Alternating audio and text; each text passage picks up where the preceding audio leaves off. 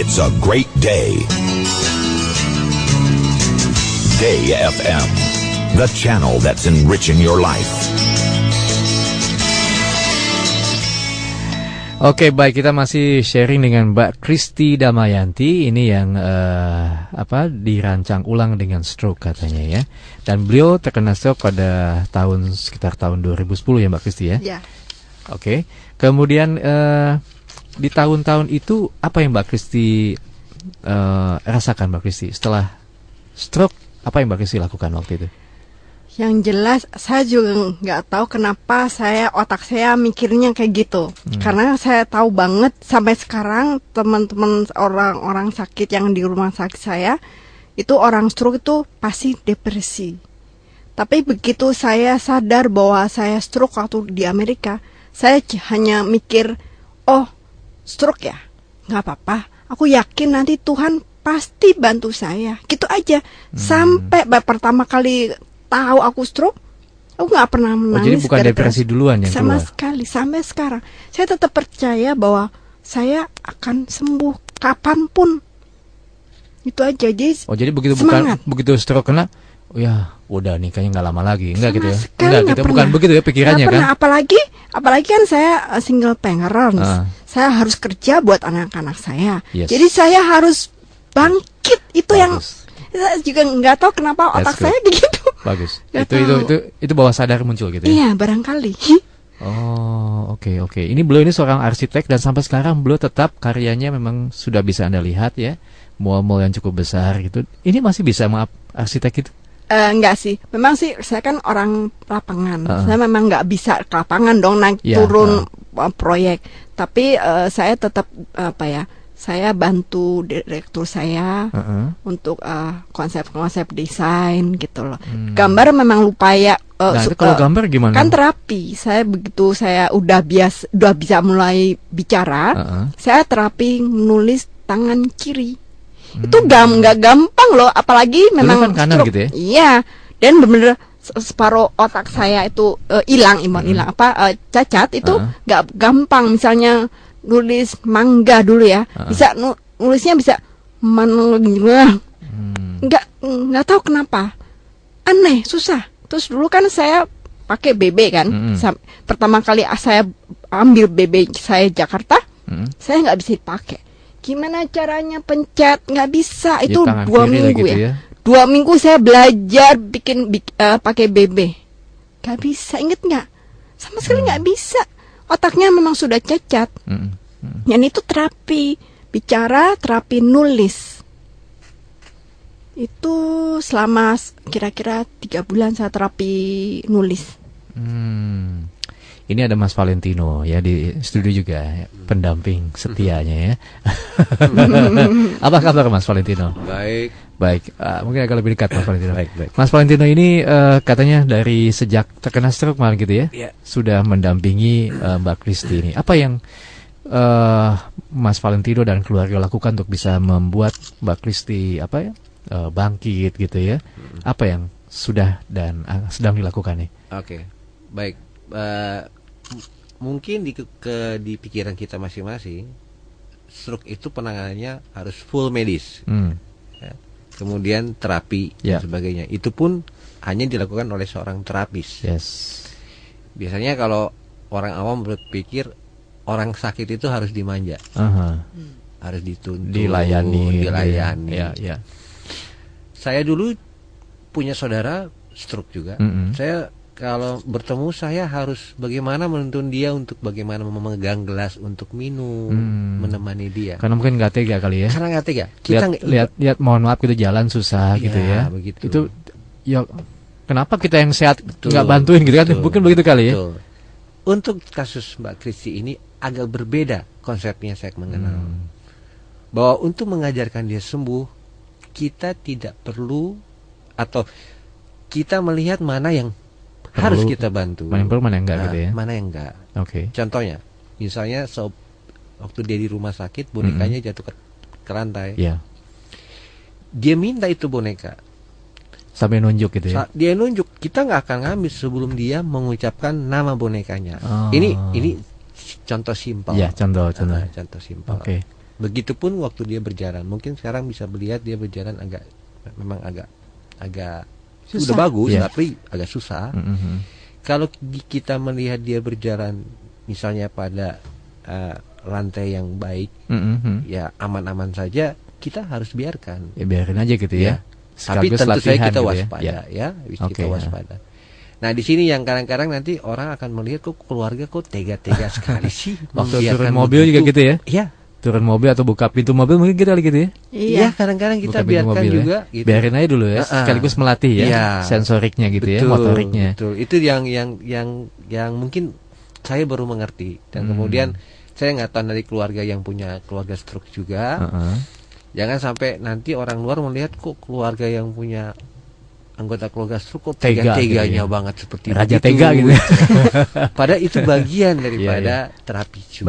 Benar. Jadi tadi bukan soal terapis di luar, tapi saja. keluarga ternyata punya Iya, peran yang keluarga, sangat benar, penting ya. harus berperan. Karena keluarga kan ada di sekitar kita ya. Iya, betul. Dengan waktu yang lebih lama juga gitu ya. Betul. Dan itu harus punya support yang jelas. Iya. Tadi yang Mas Valentino lakukan adalah dibiarkan, bukan dalam tanda kutip dibiarkan tidak diawasi gitu, enggak gitu ya. betul, Tetap betul, dilihat gitu ya. Mungkin Betul mau sekali. makan juga gitu kali Mas Valentino ya. Kalau makan dia kan menggunakan tangan kiri. Hmm. Kadang kan kalau misalnya memecah daging, Ya. kan biasanya kita menggunakan dua. Oh iya iya. susah. Kalau makan Biasanya- steak gitu-gitu. Iya, harus Harus dibantu. dibantu. Ya. Tetapi selama dia masih Bisa, kita biarin aja. biarkan saja. Saya juga berasa tuh, jangan deh nanti. Kadang-kadang bapak ibu saya juga maunya semua bantu. Bilang nanti kalau aku butuh pasti minta. Tapi Mbak Kristi perasaan gimana kalau tidak dibantu gitu? Ya nggak apa-apa, Nggak masalah gitu ya. nggak masalah, sama sekali nggak masalah. Jadi pengennya tetap bisa Iya, lakuin sendiri kan? Karena saya pengen sembuh. Oh, itu goal yang pasti itu ya. Iya. Jadi semangat gitu Goalnya ya. cuma satu, sembuh. Walaupun mungkin misalnya Tuhan nggak kasih saya sembuh, Mhm. saya sudah bersyukur. Tapi tetap saya pengen sembuh. Pastilah. Oke. Ini katanya ada sebelum sakit beliau kan terkenal workaholic gitu ya. Oh, yes, benar sekali. Pulang larut mungkin Pagi. sampai pagi kali jangan-jangan gitu ya. Ya pagi. Gimana kegiatan sekarang nih Mbak Kristi? Ya, memang kata dokter memang saya belum boleh yang kayak dulu. Ya, jadi pagi-pagi biasanya saya terapi ke rumah sakit. Terus jam 11 sampai kantor, jam 6 jemput bapak saya lagi gitu. Dan nggak boleh lebih dari lagi itulah karena takut stroke stres lagi. Oke. Nah setelah itu iya kan bosan. Biasanya jam 12 atau jam 1 masih kerja Yeah. atau enggak pagi itu ya. Sekarang tuh sampai rumah jam 7 ngapain? Bosan. Bener bosan karena memang udah biasa kerja. Dulu kan suka hangout malah katanya. Iya, makanya sama dia lah sama saya. Oh sama ini. Ya, salah satunya lah. Nah, tapi kan itu kan bosan. Iya. Jadi mulai Gantinya hangout apa nih sekarang nih? sekarang setelah itu menulis setelah itu selalu Tuhan bantu saya. Saya mulai bosan, stres. Tiba-tiba ada teman saya orang wartawan Kompas, dia datang ke mall saya. Kris ngobrol yuk gitu ngobrol. Kris kenapa kamu nggak coba nulis sih? Nulis nggak bisa, nggak pernah nulis kecuali bikin paper. Kan saya dosen seminar kerjaan Itu bisa, gitu ya. Yang lain nggak bisa nulis deh. Terus bikin account di Kompasiana, itu kompas.com. Ya. Nah, dulu satu hari saya nulis satu artikel kira-kira 1000 kata, itu satu hari. Susah, bukan susah tapi nggak bisa keluar otaknya. Betul. Penuh tapi nggak keluar. Sebenarnya ada sih banyak yang pengen ditulis. Iya, tapi gimana? Satu hari. Sekarang saya menulis artikel 1000 kata, cuman 1 jam. Bisa. Ya. Wah. Dan saya biasanya pagi-pagi nulis sebelum kantor, siang jam 12 posting, terus kira-kira habis pulang kantor jam 5:30 saya nulis lagi. 3 postingan. Tentang apa nih tulisannya? Satu yang jelas tentang stroke. Oh, Itu juga udah 50 artikel tentang stroke. Saya kan pingin tahu apa sih yang ada di otak saya. Saya beli buku, lihat-lihat internet, dan saya selalu tanya sama dokter, sama terapis. Dokter kan memang pintar, tapi mereka tidak merasakan apa yang rasa seperti saya. Apa sih rasanya gitu ya? Kalau misalnya, tau nggak saya dulu kayak gini? Ini kayak duduk di atas kapal yang bergoyang, yang lagi badai. Kayak Dakocan, tahu? Dakocan, kepalanya goyang-goyang kayak gitu. Sampai sekarang. Ini aja juga biasa aja. Dulu ini kan duduk kan biasa gitu ya. Tapi dirasakan seperti goyang gitu. Saya cerita sama dokter, "Gini Pak, kenapa sih rasanya gimana gitu, Dok?" Ini bukan vertigo ya? Bukan. Karena memang sudah cacat. Aku tanya dokter cuma bilang lihat periksa, nggak apa-apa kok. Aku gregetan tuh gimana tuh, kenapa sih? Cari tahu. Katanya ahli gitu. Ya, aku yakin mereka pintar, tapi mereka nggak merasakan. Iya. Gitu. Mungkin ada sisi lain yang memang harus dibantu gitu ya. Iya. Mungkin dokter memang ahli dalam bidang. Betul. Dan mungkin support pengalaman dari Mbak Kristi bisa menambah. Ya, makanya gitu. Bersaksi tentang keadaan saya sendiri. 50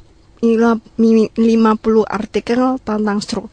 Saya 1 tahun 2 bulan menghasilkan 508 artikel di Kompasiana. Namanya sama? Ya. Namanya juga Kristi Soeharto.